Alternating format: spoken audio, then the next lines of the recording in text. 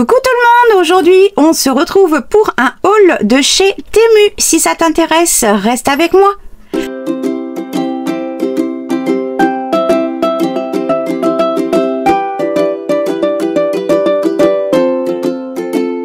Si tu es avec moi, c'est que tu veux voir ce que j'ai acheté. Pour moi, ce sont des indispensables qu'il me manquait. Je vais commencer par le petit outillage. J'ai repris un lot de 2 plioirs parce que moi j'en ai que 2. Oui, c'est déjà bien. Celui-ci, c'est le plus vieux que j'ai. Il est très abîmé. Et comme il est abîmé de partout, il n'y a plus de pointe réelle, etc. Je l'utilise pour presser les agrafes derrière au dos ou pour faire des choses plus, on va dire, qui risquent d'abîmer, quoi. Voilà. Donc celui-ci, j'utilise plus que pour ça. Et celui-ci, c'est celui que j'utilise tout le temps. Le problème étant, c'est que sa forme qu'il a, la finesse qu'il a ici, là c'est épais certes, mais pour l'utiliser c'est un peu compliqué. Oui, faites pas attention à mon doigt, j'ai une tendinite de l'index. Ouais, bah c'est moi, hein, forcément je fais des trucs bizarres. Hein.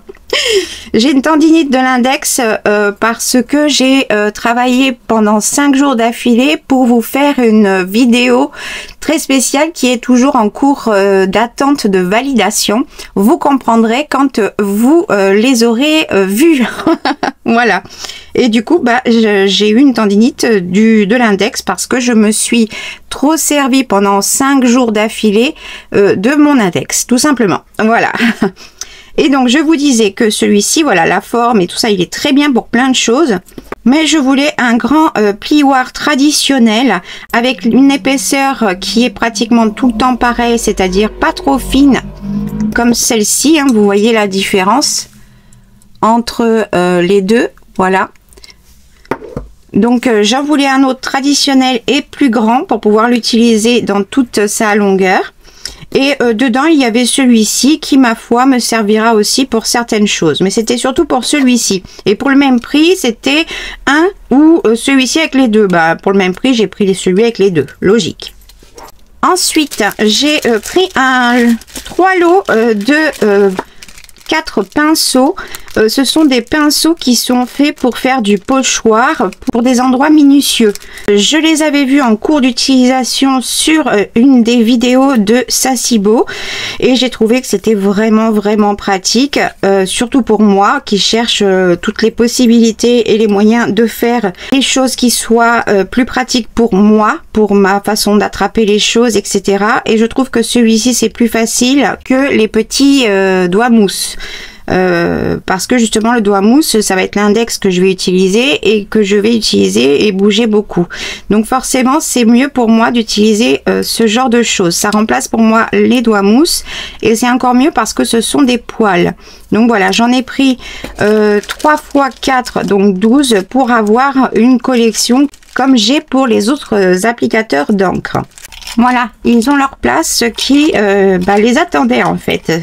Ensuite, je me suis prise une petite lampe UV pour quand je fais des bijoux en résine, parce que si vous avez déjà vu ma vidéo, je vous ai présenté, j'ai une petite lampe portative qui est très bien pour en faire quelques-uns.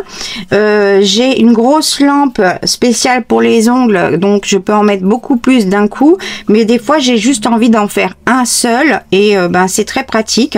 Elle se recharge avec un cordon USB et c'est ma foi très pratique. Il y a 2 fonctions dessus pour le nombre de secondes et ça sera très pratique pour l'avoir à portée de main. Ensuite, j'avais besoin, parce que je kiffe ça et j'en avais que des longs, les coupés, donc j'ai tout ce qu'il faut pour pouvoir les utiliser avec des apprêts à bijoux. Je vous les avais déjà présentés lors d'un haul Bibicraft, si je me souviens bien, pour pouvoir justement attacher ce genre de choses. Mais là, ils sont petits avec déjà leur attache. Là, ce sont des dorés et vous voyez, ils sont déjà d'une taille prédéfinie. Moi, ce que j'avais, j'en ai plein, mais j'en avais pas forcément des dorés. Et là, j'en ai de toutes les couleurs, donc je kiffe. Je kiffe trop parce que j'adore aussi pouvoir attacher autrement simplement les breloques. Et là, j'ai plein de couleurs différentes avec les attaches qui sont aussi de la bonne couleur. Donc, je suis trop contente. Ça m'a vraiment pratiquement rien coûté. Et j'ai tout ça. Donc, j'ai de quoi faire. Donc, je suis trop contente. Ensuite, j'ai pris le lot de tampons. Alors, ceux-là sont en majuscule. Et il n'y a en quantité qu'une seule lettre de l'alphabet et les chiffres. J'ai déjà un lot qui vient de chez Globeland avec 2 fois les lettres, les chiffres plus des sigles de ponctuation. Mais les lettres sont en minuscules et là ce sont des lettres en majuscules. Donc je suis contente. Voilà, ça m'a vraiment aussi pas coûté cher, de toute façon c'était mu. Et comme ça va compléter quand j'ai besoin d'écrire un titre ou quelque chose. J'ai les lettres majuscules pour chaque mot que je pourrais compléter avec l'autre.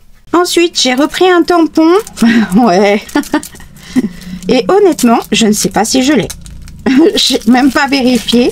Je crois pas. Mais bon. Voilà, j'ai repris celui-ci, franchement j'adore pour pouvoir faire des fonds.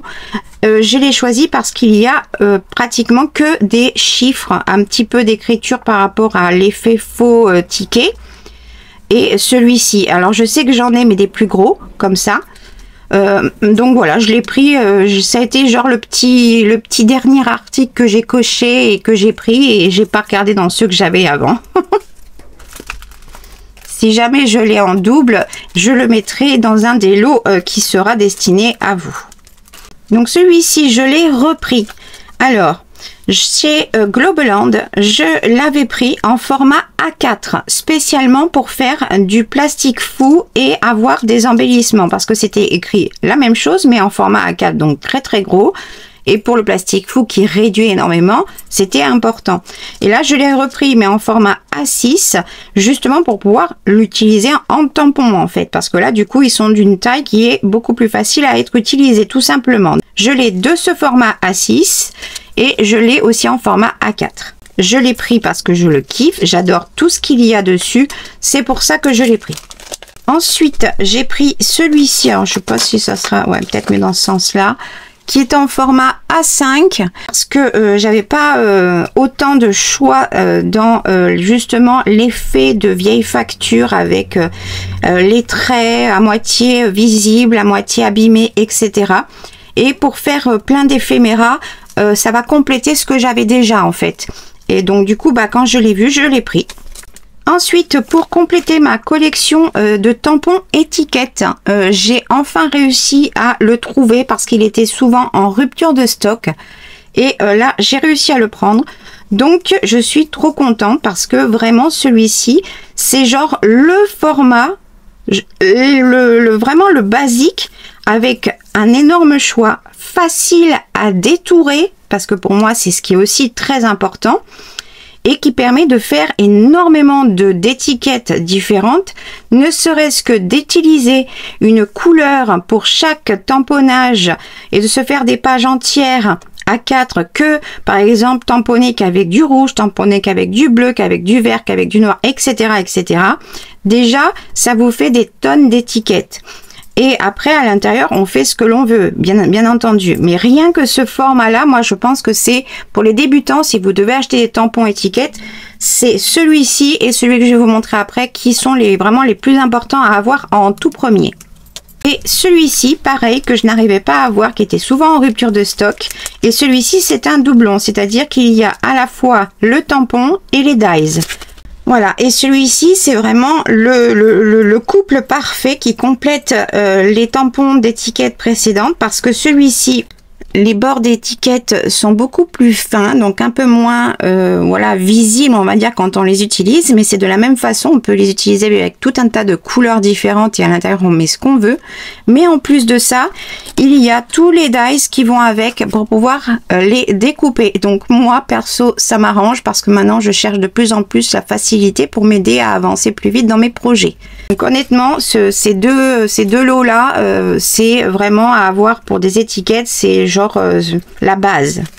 Ensuite, J'ai pris ce lot de tampons chiffres très gros et en même temps grunge pour justement faire plein d'embellissements à part et également tamponner pour faire des fonds. Je suis pas riche en tampons justement chiffres, lettres, ça j'ai beaucoup d'alphabets donc ça va, mais en chiffres j'en ai vraiment j'en ai quelques-uns mais ils sont petits, donc j'en ai pris un gros parce qu'il est facile après à détourer. Et ensuite j'ai pris des dies de chiffres.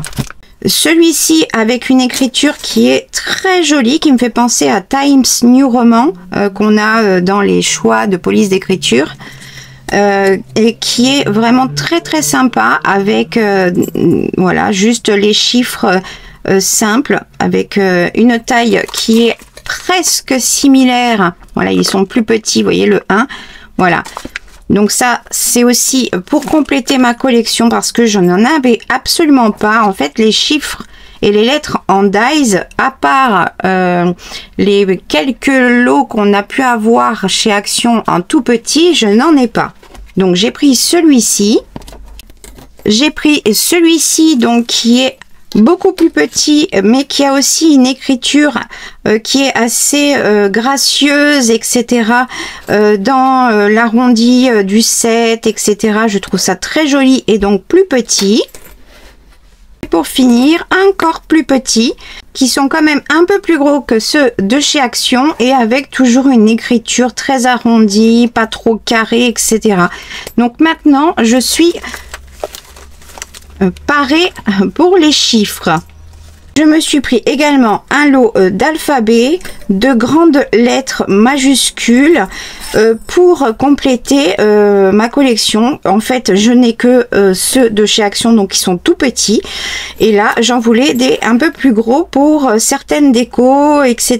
et embellissements que je souhaitais faire. Voilà, ils sont très simples hein, au niveau caractère et police. Ma foi, je suis très contente. Et pour finir, j'ai pris 4 pochoirs, toujours avec des lettres et des chiffres pour compléter ma collection, pour pouvoir faire plein de fonds différents en mix média ou pour le junk. Parce que pour moi, c'est aussi la base, ça fait énormément à la fois vintage, grunge, etc. Mais pas que, je trouve que dans les fonds, ce genre de pochoir, c'est aussi la base. Donc j'ai pris celui-ci, je pense que ça sera plus facile pour vous de voir à quoi ça ressemble, avec que des chiffres de différentes tailles et dans toutes les positions. Ensuite, j'ai pris celui-ci qui fait vraiment beaucoup plus formule, etc. Mais grunge, voilà, parce qu'il fait, les chiffres sont pas tous bien dessinés, coupés, etc. C'est fait exprès et j'adore. On passe aux lettres. J'ai pris celui-ci avec des lettres de différentes tailles, toujours grunge, différentes typographies, donc vraiment aussi très sympa pour faire avec soit des encres ou de la pâte de texture, etc. Et enfin, pour terminer, celui-ci avec beaucoup de lettres dans toutes sortes de tailles et quelques chiffres, surtout le chiffre 3, ne me demandez pas pourquoi, mais voilà, et je le trouve aussi très beau. Je vous remercie d'avoir regardé cette vidéo, j'espère que ce petit haul vous a plu. En attendant, je vous fais plein de gros bisous et je vous dis à bientôt pour la prochaine vidéo. Salut!